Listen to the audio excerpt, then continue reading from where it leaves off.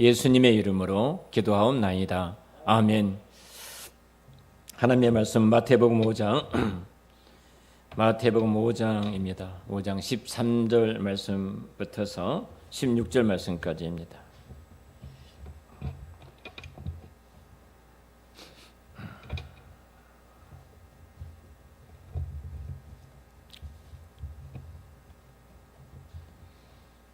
우리 같이 함께 말씀 합독하겠습니다. 13절부터 16절 말씀까지입니다. 너희는 세상의 소금이니 소금이 만일 그 맛을 잃으면 무엇으로 짜게 하리요? 후에는 아무 쓸데없어 다만 밖에 버려져 사람에게 밟힐 뿐이니라. 너희는 세상의 빛이라. 산 위에 있는 동네가 숨겨지지 못할 것이요 사람이 등불을 켜서 말 아래에 두지 아니하고 등경 위에 두나니 이러므로 집안 모든 사람에게 비치느니라. 이같이 너희 빛이 사람 앞에 비치게 하여 그들로 너희 착한 행실을 보고 하늘에 계신 너희 아버지께 영광을 돌리게 하라. 아멘. 우리가 그리스도인으로서 세상의 소금으로 세상의 빛으로 팔복을 말씀하신 이후에 이 본문 말씀을 가지고 함께 은혜를 나누고 있습니다. 오늘 본문 이 말씀은 성경의 말씀처럼 소금이 세상에 짠맛을 그 맛을 잃어버리면 사람들에게 밟히고 있다면 참 불행한 일이죠. 그러니까 소금의 맛을 잃어버린 것이 얼마나 불행한 결과를 초래하는가를 알 수 있을 거고요. 그래서 사도행전 2장에 있는 말씀처럼 온 백성에게 초대교회가 칭송을 받은 것처럼 우리 한사람 교회가 특별히 기독교인들이 이 어두운 시대에 개독이라는 말을 쓰는 이때에 세상으로부터 존경과 신뢰를 회복하는 이 일이 무엇보다 필요하다는 생각이 들어지고 그런 곳에 여러분들이 주인공이 되고 하나님의 마음을 시원케 드리는 하나님의 자녀들이 되시기를 축복합니다. 기독교에 대한 핍박과 박해는 오늘 어제 일이 아니죠. 초대교회부터 시작해서 기독교는 끊임없는 핍박과 박해 속에 있어 왔습니다. 한국의 초대교회도 동일하게 핍박과 박해 속에 있어 왔습니다. 그러나 이런 반대와 핍박은 의인이 당하는 고난이었고 진리가 겪는 순환이었기 때문에 그 속에서도 항상 하나님의 영광은 나타나고 있었던 것을 보게 되어집니다. 오늘 말씀에 너희는 세상의 소금이다. 너희는 세상의 빛이다. 자, 너희란 단어를 좀 생각을 해봤으면 좋겠습니다. 너희는 세상의 소금이고 너희는 세상의 빛이다 했을 때 너희가 누구인가? 너희가 누구인가? 항상 그 너희는 우리를 제해 놓은 어떤 사람, 특정된 사람, 특수한 사람을 가리켜서 늘 생각하려고 합니다. 근데 오늘 우리가 마태복음 5장 1절부터서 12절까지 팔복에 대한 심령이 가난한 자는 복이 있나니 했을 때 복이 있도다, 이 복이 있도다라는 경축 받을 그 사람, 정말로 복이 있다는 축하받을 사람, 그 사람이 바로 너희죠. 너희. 지금 그들을 가리켜서 말을 합니다. 예수님 앞에 나왔던 제자들과 많은 무리들이 주의 말씀을 듣고 있는 이들이 바로 너희들이죠. 그러니까 예수님으로부터 팔복의 말씀을 들었던 이들 지금 가리켜서 말을 합니다. 사실 이들은 너무 초라한 사람들입니다. 로마의 압제를 당하고 있었던 사람들이고 종교에 짓눌리고 그리고 배운 것도 없고 가진 것도 없고 의지할 것도 없는 어찌 보면은 정말로 초라하고 가난한 사람들 당시에 그들이 바로 너희입니다. 너희. 근데 그들을 향해서 우리 예수님이 복되도다 이렇게 말씀하셨어요. 우리 생각과 굉장히 괴리가 있죠. 우리 생각에 당신은 복이 있습니다 이렇게 말할 때는 최소한도 사회적으로 성공했던 어떤 그들이 꿈꾸고 가졌던 어떤 기준이 성취되었을 때 너희는 복이 있도다 이렇게 복이 있습니다 이렇게 말할 텐데 지금 핍박과 박해를 받는 로마의 압제 속에서 큰 순환을 겪고 있는 정말로 가난한 배운 것이 없는 그들을 가리켜서 하신 말씀이 너희는 복되도다 복된 존재다 참으로 존귀한 존재다 이렇게 말씀을 하고 계신 거예요. 그러면서 예수님께서는 저들에게 너희는 세상의 소금이다. 너희는 세상의 빛이다. 이어서 그렇게 말씀을 하고 계십니다. 이 말씀은 세상에 희망이 어디가 있느냐 이거죠. 빛과 소금을 가리켜서 말씀하신 것은 세상에 소망이 어디 있느냐. 세상이 맛을 찾는다면 어디를 가야 할 것이냐. 자, 세상이 맛을 찾는다면 어디를 가야 할까요? 사람들이 행복을 추구하잖아요. 어디가 행복이 있을까? 우리 이영남 권사님 대답을 제일로 잘하시니까. 자, 행복을 찾는 사람에게 자신 있게 어디가 행복이 있습니다. 이렇게 말하려면 어디가 있다고 말씀해 주실래요? 예수 안에 행복이 있죠. 예수 안에 행복이 있습니다. 할렐루야. 맞습니다. 예수 안에 행복이 있죠. 예수 안에 평강이 있죠. 예수 안에 기쁨이 있죠.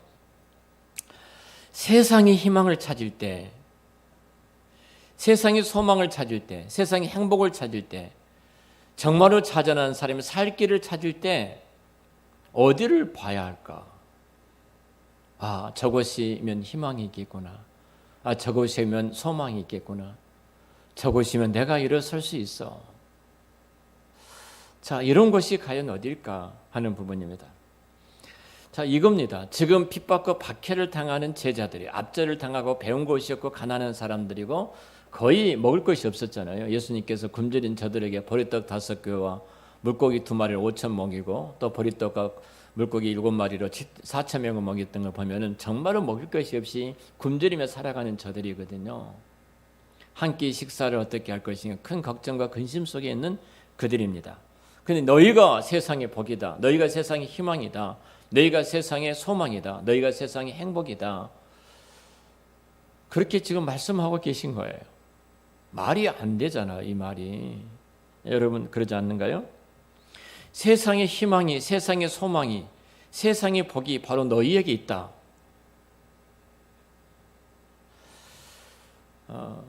제가 그 옆에 있는 우리 김원정 권사님한테 권사님 세상의 희망은 권사님한테 있습니다. 세상의 희망은, 세상의 소망은 우리 김 권사님한테 있습니다. 세상의 행복은 세상의 행복과 그 복은 우리 김 권사님한테 있습니다. 이렇게 말하면 말 같지도 않는 소리를 지금 짓거리고 있는 저 사람이 그런 생각이 드신가요? 최소한도 예수님이 그 시대를 말한다면은 이렇게 말씀하셔야 될 거예요. 로마에 희망이 있다. 로마의 모든 길이, 전 세계 길이 로마를 향해서 로마를 중심으로 퍼져 있기 때문에 로마에 희망이 있다. 또 당시에 굉장히 그 종교의 어떤 율법과 종교의 열심을 갖고 있었던 그들에게 바로 이 바리새인과 서기관들 아니었습니까? 모든 희망은 봐라. 저렇게 멋지게 율법을 지키고 살아가는 바리새인과 이 서기관들에 있다. 아니면 강력한 힘을 온다면 봐라. 당시에 로마의 군대처럼 강력한 힘을 가진 나라가 어디가 있습니까? 그걸 봐라. 로마의 군대의 희망이다. 그 당시에 전 세계의 사상을 지배하고 있었던 철학의 헬라의 철학이죠. 바로 모든 희망은 여기에 있다. 바로 헬라의 철학에 있다. 이렇게 해도 믿을까 말까 한데 지금 예수님께서 몰려오는 제자들, 그 무리들을 향해서 하시는 말씀이 너희들이 세상의 소금이고 너희가 세상의 빛이다. 예수님이 그렇게 선언하고 계신 거예요. 말도 안 되는 이야기를 지금 하고 계신 거예요. 우리는 2000년 역사 이후에, 기독교 역사 이후에 지금 바라보니까 그들이 정말로 희망이었고 그들이 소망이었고 그들이 오늘 우리가 여기 있게 한 교회이다. 그러니까 얼마나 큰 영광스러운 당연한 말씀을 하셨다. 이렇게 생각할 수 있겠지만 당시에 그들에게 이 말씀은요, 말 같지도 않는 이야기였습니다. 근데 주님이 그렇게 말씀하신 거예요. 분명한 것은 주님이 복되다 하면 복된 줄로 믿습니다. 주님이 내가 희망이다 하면 그 희망인 줄로 믿습니다. 교회가 이 시대의 소망이다. 그러면 교회가 이 시대의 진정한 소망인 줄로 믿습니다. 주님이 말씀하시면 믿어진 거예요. 세상이 어떻게 보든지 간에 주님께서 말씀하시면 그것이 희망이고 그것이 소망이고 그것이 모두에게 복이 된 줄로 믿습니다. 자, 오늘 말씀에 너희는 세상의 소금이다, 너희는 세상의 빛이다 이렇게 말씀하는 원문에는 똑같이 좀 다른 단어를 쓰고 있어요. 너희는 세상에 너희는 세상의 소금이고 너희는 세상의 빛이다는 원문에는 다르게 쓰고 있습니다. 너희는 땅의 소금이고 너희들은 바로 세상의 빛이다. 그래서 이 땅의 기준이나 세상의 기준을 같이 보기 때문에 바로 이렇게 그냥 땅으로 우리말 성경에는 번역을 해 놨습니다. 자, 한번 생각을 해보지요. 세상이 우리가 소금인데 세상의 소금인데 지난주에 의해서 우리가 말씀을 좀 생각해 본다면, 지금 제가 말씀드렸던 저와 여러분들과 당시 예수님의 말씀을 듣고 있었던 그들과 동일시해야 됩니다. 똑같이 생각을 해야 돼요. 그때 주님께서 말씀하셨던 것처럼 동일하게 그들에게 말씀하셨던 것, 오늘 또 동일하게 우리 주님께서 저와 여러분에게 이 말씀으로 말씀하고 계시는데요. 자, 이 너희가 나오는데 그 11절 바로 12절 5장 8복을 마무리하시면서 11절과 12절 말씀 보면은 나로 말미암아 너희를 욕하고 박해하고 거짓으로 너희를 거슬려 모든 악한 말을 할 때에는 너희에게 복이 있나니 기뻐하고 즐거워라. 하늘에서 너희의 상이 큼이라. 너희 전에 있던 선지자들도 이같이 박해를 받았다. 구체로 지금 너희가 누구냐면은 욕을 듣고 박해를 받는 자들이죠. 박해를 받는, 욕을 듣고 박해를 받으면서도 세상을 떠나지 않고 그 세상 속에서 살아가는 그리스도인들입니다. 좀 힘이 들면 지난주에 어떤 목사님들 몇 분이 오셔서 말씀을 나누는데요. 어느 목사님이 과천에 이제 아파트를 갖고 계십니다. 근데 제일로 그분이 부자지요. 볼 때마다 부자인데 우리가 볼 때는 제일로 가난한 줄 알았어요. 근데 과천에 아파트가 이제 건축에 대해서 그 아파트로 들어가지 못하고 그 아파트 전세가 8억이더라고요. 야, 참 비싸더라. 내놓고 다른 곳에 들어가 계십니다. 들어가 계시는데 이제 뭐 아파트가 있는 분들, 또 위례 신도시 아파트에 있는 분들이 이렇게 이야기가 나왔어요. 그래서 한 목사님이 딱 참 주님이 오시면 좋겠다. 주님이 오시면 좋겠다. 주님이 참 오시면 좋겠다. 자, 주님이 딱 오시면 내가 15억 있고 20억 있어도 그 목사님 그러죠. 나가리 말이. 당신들이 무엇을 얼마든지 갖고 있어도 예수님이 오시면 나가리. 나가리가 무슨 말인지. 나가리. 당신이 아무리 모든 것을 쌓아놨을지라도 예수님이 오시면 나가리다. 다 영이에요. 다 영. 아무것도 없는 거예요. 아무것도 없는 거예요.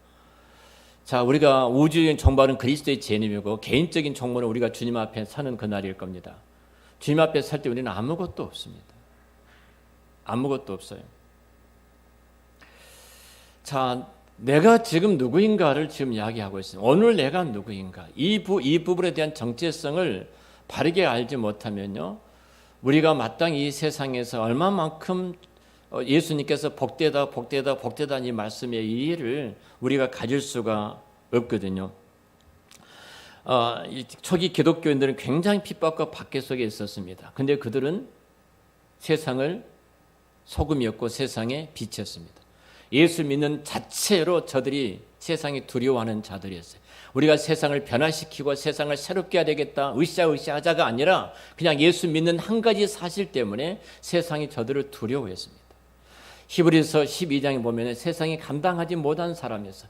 여러분, 세상을 바꾸는가? 그들이 아니잖아요. 저들이 붙잡혀서 얼마나 비참하게 고난을 당했습니까? 죽임을 당했습니까? 어떤 사람은 끓는 기름가마 속에 그리스도 예수를 믿는다는 것 때문에 잡혀서 순교하셨고요. 어떤 사람은 그 말의 사지가 묶여서 그런 비참하게 순교를 당하시고, 어떤 사람은 톱으로 켬을 당하고, 어떤 사람들이 야수장에 들어가 맹수의 밥이 되기도 했습니다. 우리가 세상을 바꾸자 으쌰으쌰자가 아니었습니다. 그런데 성경이 이렇게 말합니다. 저들은 세상이 감당하지 못한 사람들이었다. 도무지 세상에 담을 수 없는 사람이었다. 이렇게 말을 합니다. 세상에 담을 수 없는 사람들이 누구냐는 겁니다. 누군가.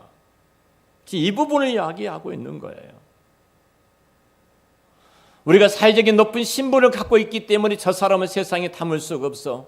그 말이 아니다는 겁니다. 사실 어떤 보면은 그래서 그리스도인들은 핍박과 박해를 받고 있고 힘들기 때문에 내가 이 세상을 떠나서 어느 곳에 가 살아야 된다. 그렇게 말하는 것이 아니죠.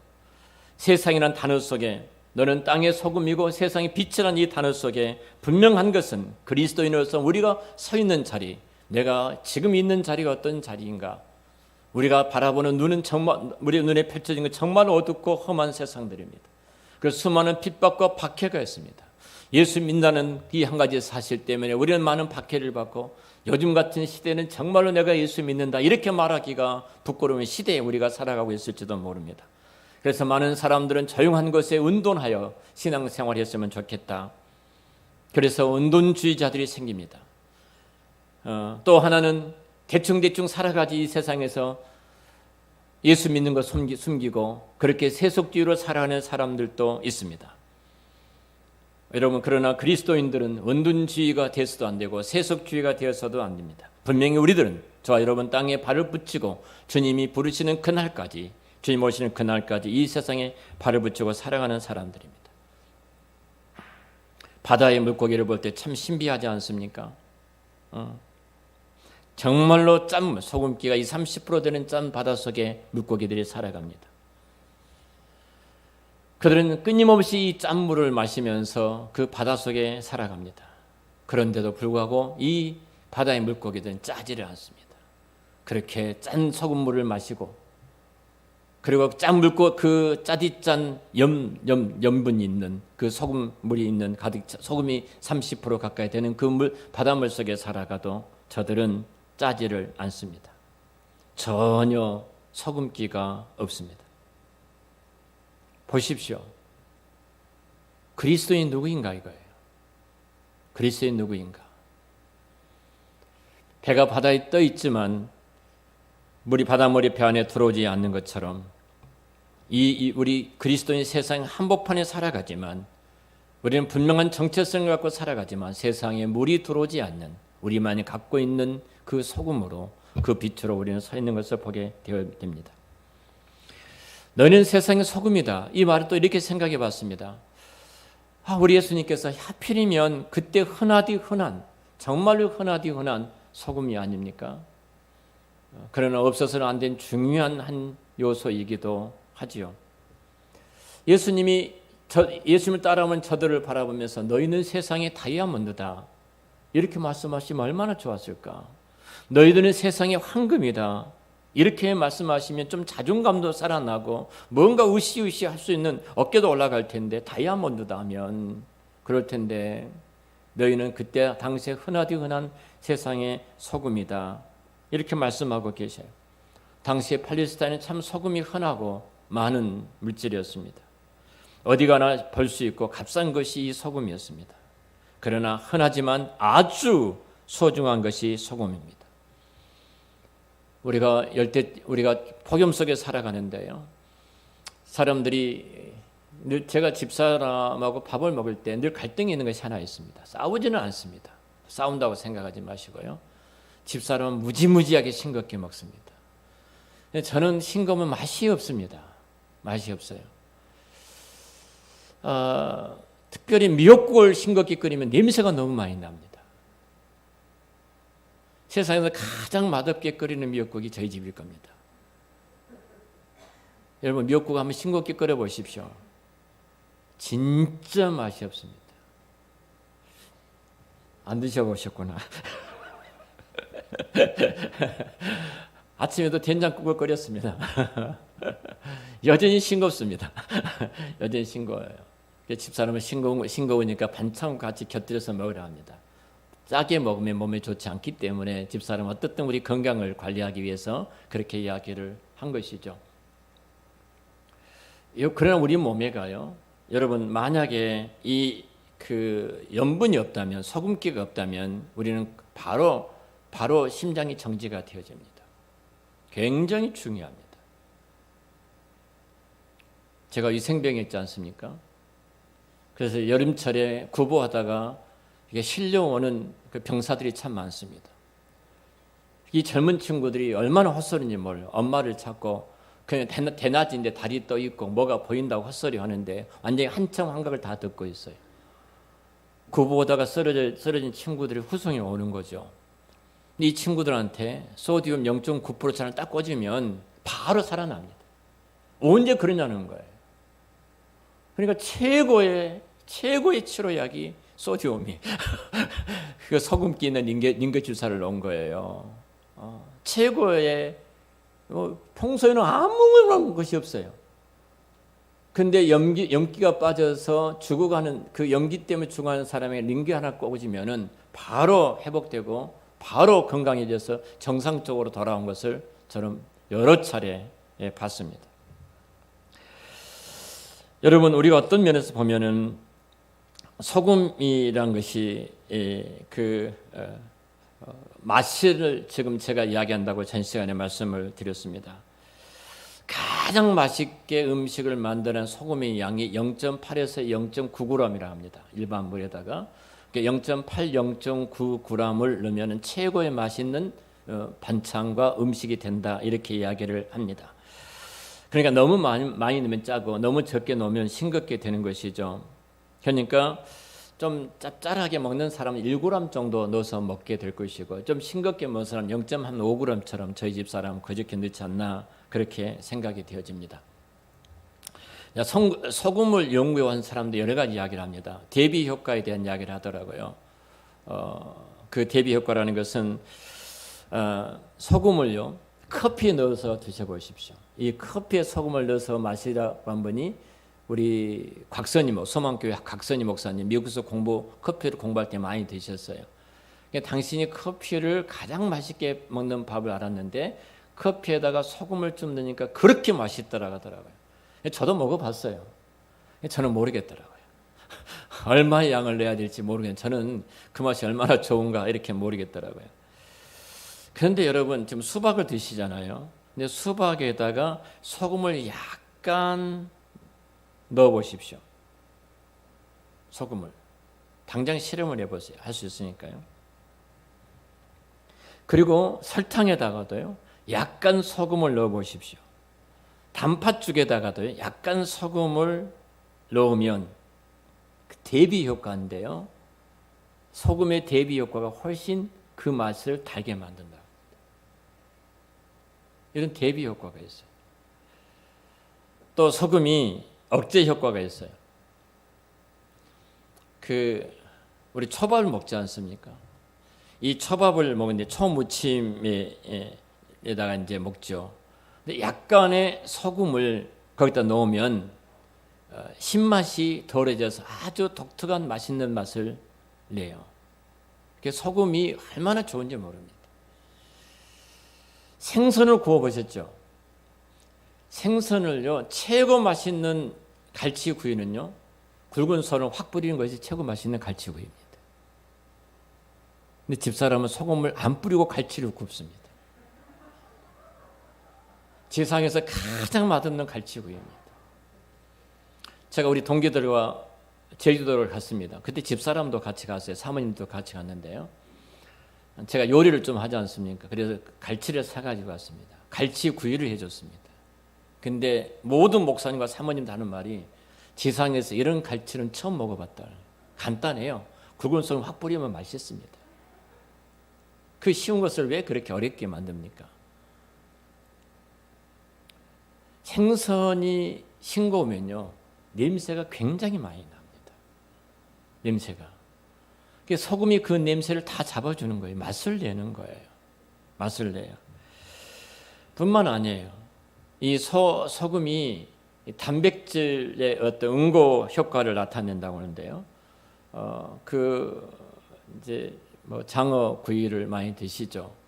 또 삼겹살 구이를 많이 드시죠. 두툼하게 이 삼겹살을 썰어 가지고요, 거기다 굵은 소금을 뿌려 보시면 그게 최고의 맛이 납니다. 장어 구이도 마찬가지예요. 최고의 맛이 납니다. 다른 거 하시면 안 돼요. 집사람이 제일로 싫어해요. 저렇게 좋아하네요. 장은하여 생선을요 소금을 뿌리게 되면요 단백질 응고 효과가 있다고 그랬죠. 고기가 탱탱해져요. 단백질 응고 효과가 있어서 훨씬 맛을 증가시키는 거예요. 제가 오늘 소금에 대한 강의 이렇게 해도 소금을 안 넣어줍니다. 좀 곁길 같습니다만 너희는 세상의 소금이다. 하나예요. 너는 맛을 내는 사람이다. 맛을 내는 사람이다. 교회가 맛을 내야 돼요. 맛을 내는 사람의 주변에 사람들이 모이게 됐어요. 맛을 내면요 교회가 부흥될 줄로 믿습니다. 맛을 내는 사람은요 그 사람이 들어가면 그곳이 재미가 있어요. 맛을 내는 사람이 들어가면요 그 사람과 살면 행복이에요. 맛을 내는 사람이 무슨 일을 하든지 간에요 효과가 더 있어요. 그 사람이 들어오면 조화를 이루어요. 그러니까 응고가 되지 않아 단백질 응고 효과라고 말했는데요. 생선에 여러분 장어에다 소금을 뿌리면 단백질 응고가 효과가 훨씬 맛이 있다고 말씀드렸는데요. 그렇게 뿔뿔이 흩어진 사람들이 이 맛을 내는 사람이 가면은 응고가 되어집니다. 결속이 이루어져요. 근데 어떤 사람이 들어가면 늘 깨어집니다. 불편해져요. 소리가 많이 나요. 티격태격합니다. 자, 우리가 제가 이제 소금에 너희는 세상의 소금이니까요. 히브리인들이 있어 소금이라고 말을 했을 때 그들은 믿을 만한 사람, 신뢰할 수 있는 사람, 인격이 신실한 사람, 공동체의 의리를 지키고 공동체에 충성을 할 줄 아는 사람, 그리고 젊은이 가운데 기대가 되는 사람, 이런 사람들을 볼 때 히브리인들은 소금 같은 사람이다. 소금 같은 사람이다. 이렇게 말을 했어요. 그러니까 예수님 너희들은 세상의 소금이라고 말할 때 지금 이 말씀을 드리고 있었던 히브리인들은 내가 가는 곳에 어떤 일이 일어날 것인가, 예수 그리스도를 믿는 내가 서 있는 자리에 어떤 일이 있게 된가, 이 부분을 저들의 마음속에 쑥 와서 듣죠. 그리스도와 내가 그리스도를 믿고 그리스도와 함께 가는 나에게. 제가 좀 착실한 사람이었습니다. 제가 여러분 그렇게 안 생각하실지 모르는데요. 고등학교 다닐 때도 토요일이면 집에 가서 어느 정도 일을 했냐면 제가 지금 생각해도 제 부모님이 젊으셨어요. 지금 나이로 보면 굉장히 젊으셨는데 집에 가서 시골에 가면 이렇게 큰 통이 이렇게 있어요. 둥근 통이 있고 거기다가 집어넣는 것이 있습니다. 그리고 거기다가 지게다 치고 밭에까지 갑니다. 그것을 뿌립니다. 그게 뭔지 아세요? 예? 제가 고등학교 다닐 그것까지 다 했습니다. 그러니까 토요일 날 가서 하고 또 주일날 교회 갔다 와서 하고 늘 그러는 거예요. 제가 회사 이야기도 했는데요. 우리 교회 한 형제하고 회사 이야기도 했는데 그 회사 이런 이야기를 했습니다. 제가 다니던 신학을 하기 전에 돈을 좀 벌어서 돈을 더 벌기 위해서 회사에 다닌 적이 있는데요. 그 회사에 1시간 일찍 출근을 했습니다. 1시간 늦게 퇴근을 했습니다. 일찍 출근해서 한 600명 정도 모이는 삼성전자 옆에 있는 태평양 컨트롤즈라는 회사를 다니는데요. 자동 조절기를 생산하는 회사였습니다. 그리고 군대 제대를 하자마자 신학교 가고 싶은데 형님이 예수를 안 믿으셨으니까 그때는 반대해서 저를 그 회사에 넣어주셨어요. 형님이 누가 있어서.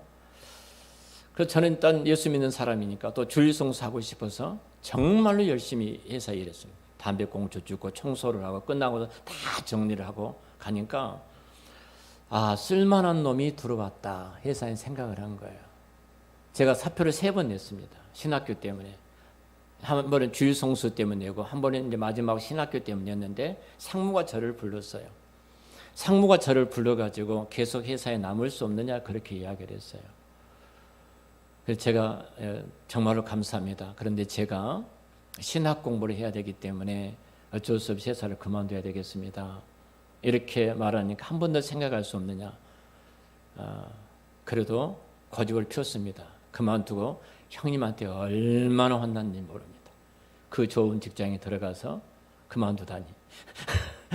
정말 혼났거든요. 저는 열애가 됐어요. 첫째 주, 셋째 주 쉬었는데 둘째 주, 넷째 주 근무하고, 근데 그 쉬는 근무한 날 제가 열애를 받았습니다. 하나예요.